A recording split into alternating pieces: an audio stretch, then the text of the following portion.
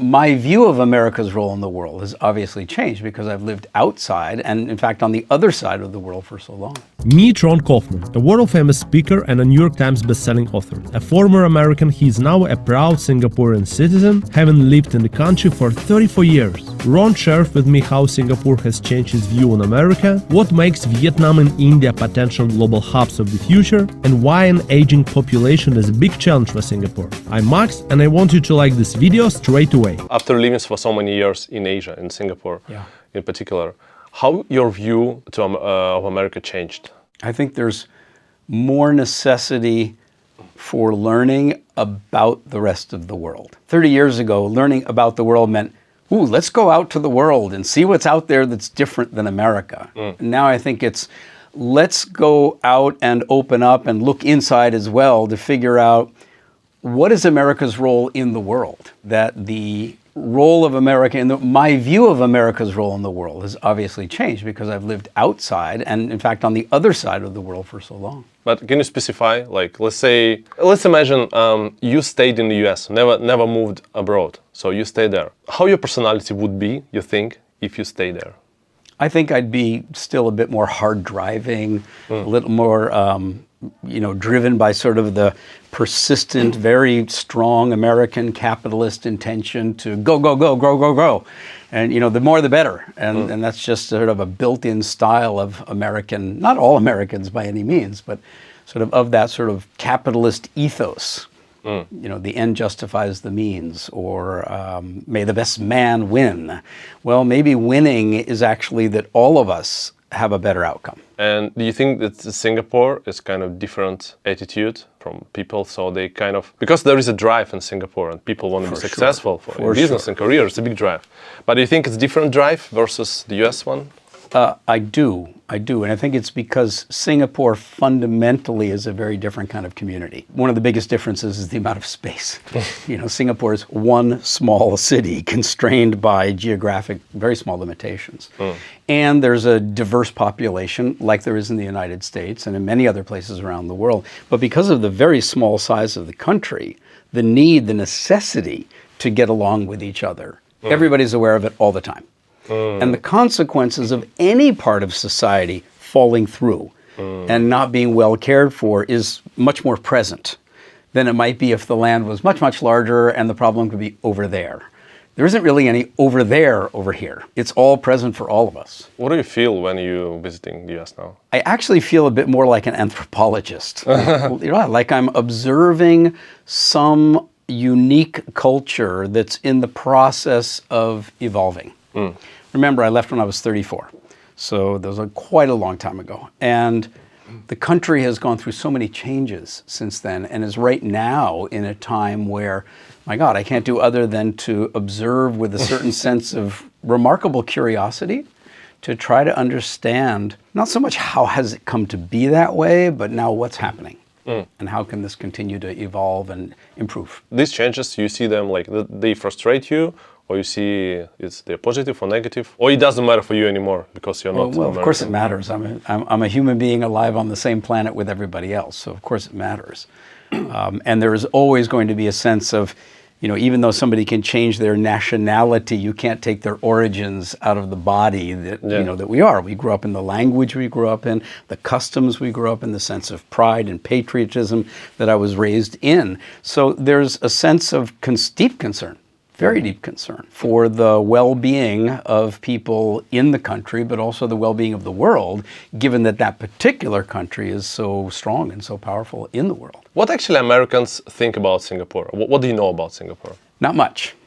Not much. I think there's still some people who can't tell you where it is and aren't even sure that it's not a city in some other country. For people who do understand where Singapore is, there's a lot of respect because it's always, the phrase is, punched above its weight, but basically made contributions that you might anticipate coming from a much larger country. So whether it's economic well-being or it's political involvement in things in the United Nations or it's medical breakthroughs or educational opportunities, those kinds of things you think of coming from a substantial country. And in that regard, Singapore is a substantial country, even though it is so small. And many of them don't realize how small and don't really understand the cultural diversity that's here as well. Is there anything that US can learn from Singapore?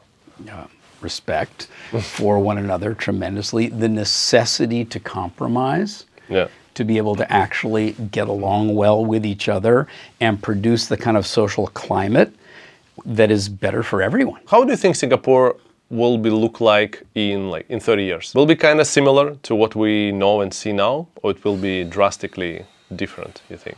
Well, one thing I'm pretty sure is that the diesel-powered buses will disappear.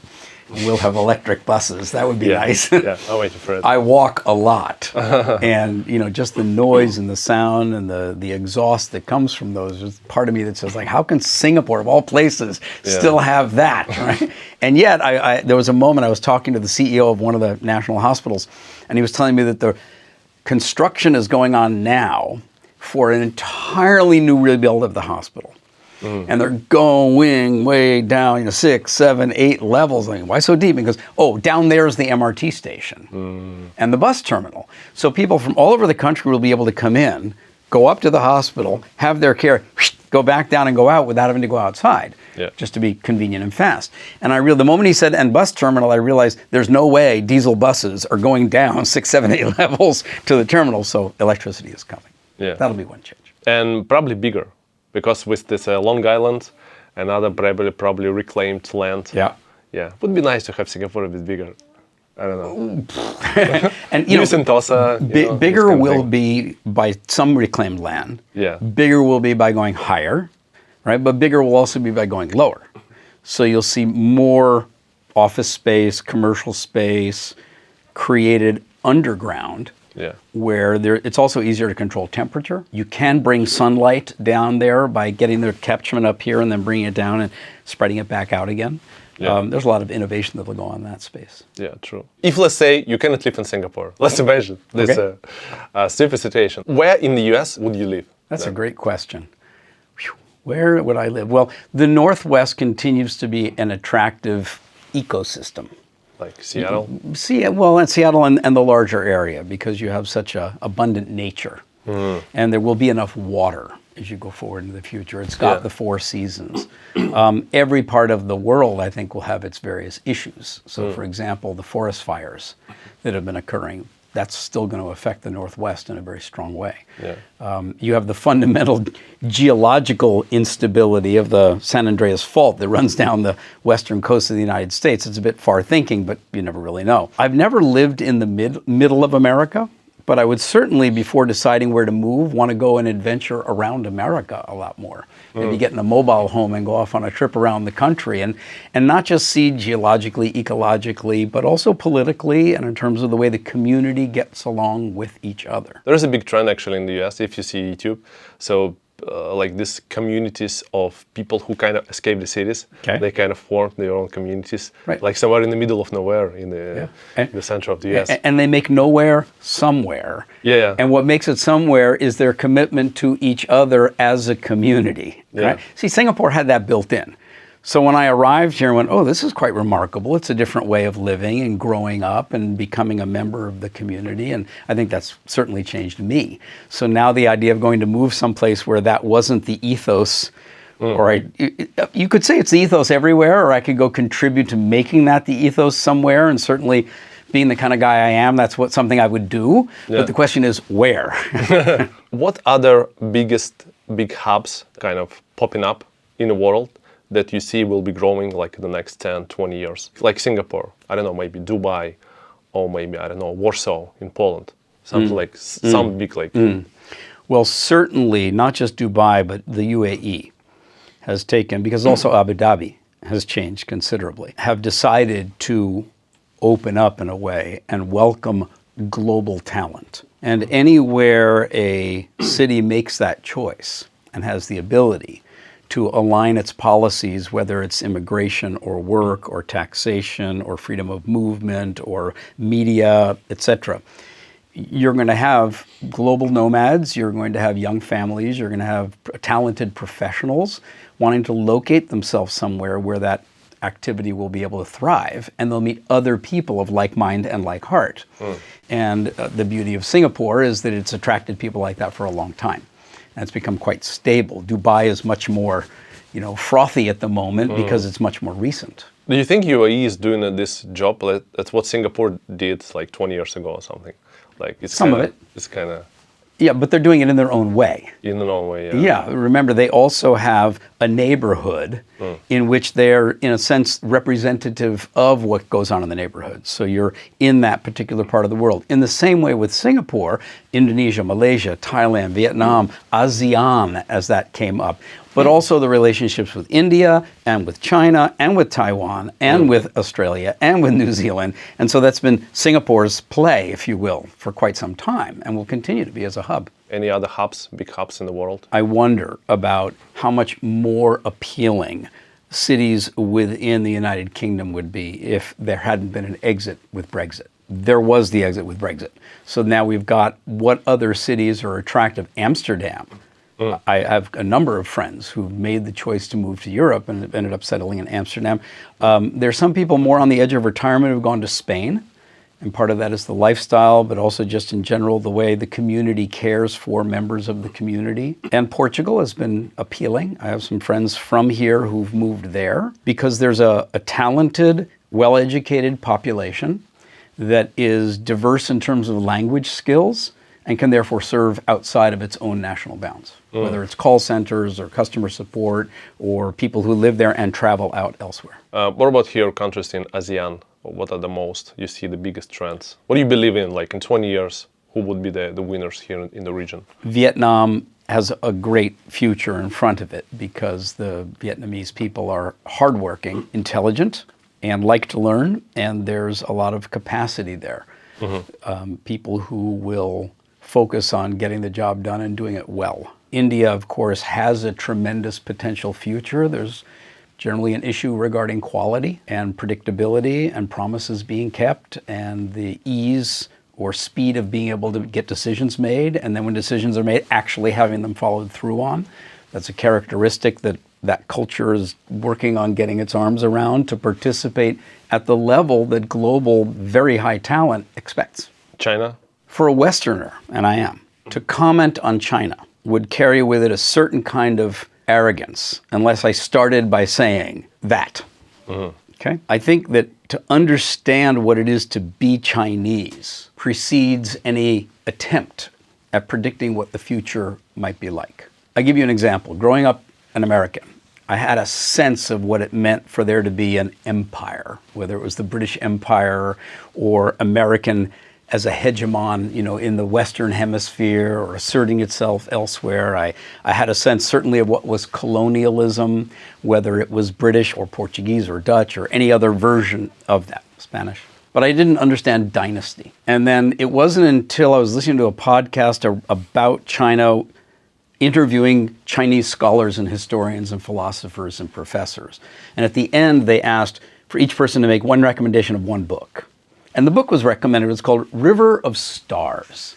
And so I got the book and I read it. And at that moment, I understood, okay, this to be raised in a dynasty environment where there's this phenomenon of the emperor, but then emperors can come and go, and there can be moving of boundaries and borders and mergers and alliances that can fall apart. And then, that whole way of worlding is extremely different than anything I grew up with or was exposed to in my history studies or anything else, okay? But if you are part of that world, and part of that history has been centuries of trauma and conflict, centuries of these combats that would occur, that would result in famines, that would result in waves of mass amounts of death. And then you get an era in which there's a certain degree of stability. And during that degree of stability, a tremendous rise in prosperity. And so your own well-being for your family, your food, your health, your education, your medical care, your housing, your career prospects are all going up. You may be looking at that going, this works. Not that the rest of the world should do what we're doing, but we're doing what we're doing and it's working. So then for the rest of the world, it's a bit... Yeah, I see what you mean. Yeah, if there is not only way to be prosperous in the world. That's the thing. And one of the keys to prosperity is a level of peacefulness domestically. Okay, if you can't get along with... Yeah. Okay. Now, one of the challenges, I'm sure China will have two of them, is the demographics. I mean, it's referred to as, the oldest geriatric home in the world. I mean, you're going to have one of these, boom, where the youth just literally drop off. And we'll see how they accommodate. But they're not the only ones. Germans, Russians, many, many other countries are facing that. Singapore is facing that. The U.S. not so much, because it continues to have a lot of waves of immigration. Yeah. And of course, it's got the geopolitical benefit of oceans on either side, so you're not going to get the attack this way. And you've got Canada and Mexico here. China's got 14 neighbors. 14 different nationalities, right? And they're not recognized as a place that many, many people of other cultures want to move into. So then to try to say, what about the future of China? Great question. I'm not a Chinese scholar.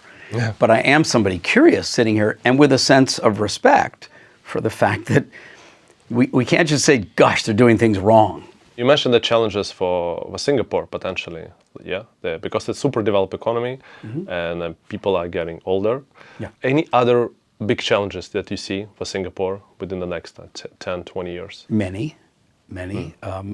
To address that particular issue of the aging population, Singapore continues to be a very appealing place for immigration. So whether it's from around the region or from around the world, and the country is very thoughtful about how permanent residency or citizenship is granted to those who apply.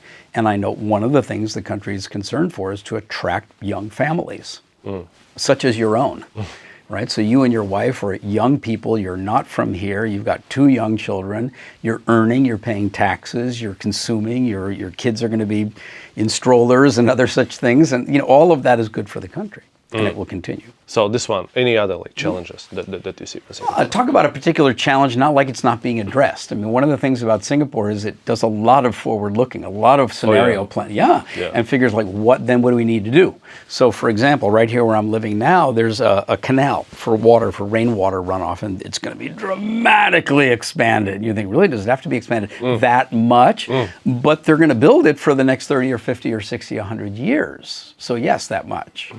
And then the fact that there's literally going to be an entire island that's being built out of reclaimed land called Long Island that goes from the airport all the way down to where Marina Bay Sands is, which is going to create a huge new reservoir for all of that rainwater to run into. So, I mean, there's another challenge, but they're actually tackling it.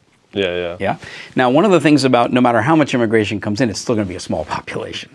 And yet, if you want to be a center for high-value creativity, whether that's in food developments and inventions and technologies, or in pharmaceuticals, or it's in high-value electronics, or let's say in medical care. So the country is too small of a catchment area to actually have the volume of highly complex, leading-edge, difficult medical cases that would allow the country and its researchers and its clinicians and its hospitals and its medical school to be able to be at the leading edge of research. Right? So it needs to become a place that is welcoming of not only patients from all around the region and all around the world, but relationship with doctors. So how do you get the world's best clinicians to want to come to Singapore for a fellowship? How do you get Singapore to communicate with all of the healthcare talented professionals around the world and say, we're here to support you with education. We're here to support you when you get a challenging case like that. Let us liaise with you and be part of the care team. So you might send that person here for the very complex surgery or for the very advanced leading edge, even clinical trials that are being done. Now, who does that benefit? The patient, the doctor that referred, Singapore, the world. Yeah. That kind of orientation to not just being, how's my city going to do? How am I going to do? How's my country going to do? But how are we going to do? I think is not just a Singaporean perspective looking out, but it's the kind of thing I encourage people to do wherever they are and whoever they are. People, like in the comments, as you probably noticed, like you a lot. And I like you too. How to make people like you? What's the recipe? I like them. It's so funny. People say to me, where do you get all that energy? Yeah. And I said, I get it from you. And they're a little bit stunned, like, what could you possibly mean by that? But to me, there is no moment of life that isn't like absolutely miraculous that it's even happening. So if I get a moment and I'm actually with you, Well, that's pretty remarkable. I mean, really remarkable. So I'm curious, like, so who are you and what are you up to and what are you interested in? And first of all, when people find another human being that's actually interested in them, I don't know that that's rare, but for me, it's fascinating. And I don't do it because they like it. I do it because I'm genuinely fascinated. And that gives me an incredible life, because then every moment is, I'm not sure what's going to happen next, or who I'm going to meet next, or what's the next challenge, or what's the next question. And as I've gotten older, the joy actually of thinking rather than just blurting. Meeting someone, listening to a concern, and taking a moment to pause. Allowing there to be a moment for some intuition. Allowing for like right now.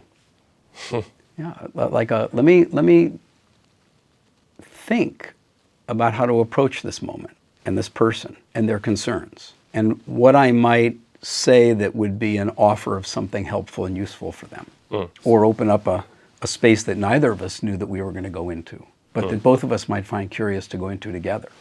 That's thinking.